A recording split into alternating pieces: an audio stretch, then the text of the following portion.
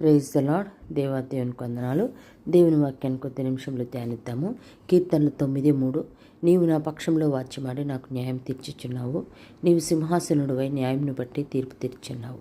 కాబట్టి దేవునికి వందనాలు. 4వ వచనం కూడా చూసినట్లయితే, కాబట్టి నా శత్రువులు వెనుకకు మల్లుదురు, నీ సన్నిధిలో వారు జోగిపడి నశించుదురు. కాబట్టి ఇక్కడ దావీదు మరి చక్కటి విశ్వాసంతో అంటున్నాడు కదా, దేవుడు నా పక్షంలో వాచ్యమాడతాడు. ఆయన మరి ఆకాశం మందు ఆసీనుడై ఉన్నాడు. కాబట్టి ఆయన తప్పకుండా నా పక్షాన వాచ్యమాడి నాకు న్యాయం తీర్చినప్పుడు మరి అపవాది, నా శత్రువు అయినటువంటి అపవాది వెనుకకు మళ్ళీపోద్ది అని సెలవిస్తూ ఉన్నాడు.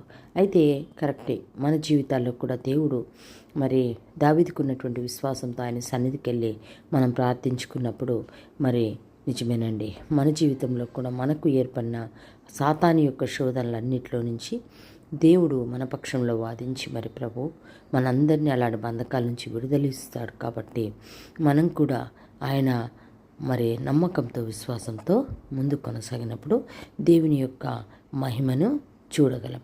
ఆయన మన పక్షంలో వాచ్యమన్నప్పుడు మన శత్రువు అయినటువంటి సాతానుడు వెనుకకు మళ్ళీపోతాడు. కాబట్టి పరిశుద్ధమైన వాక్యం ప్రతి ఒక్కరి జీవితంలో నెరవేర్పు కలుగును గాక. ఆమేన్.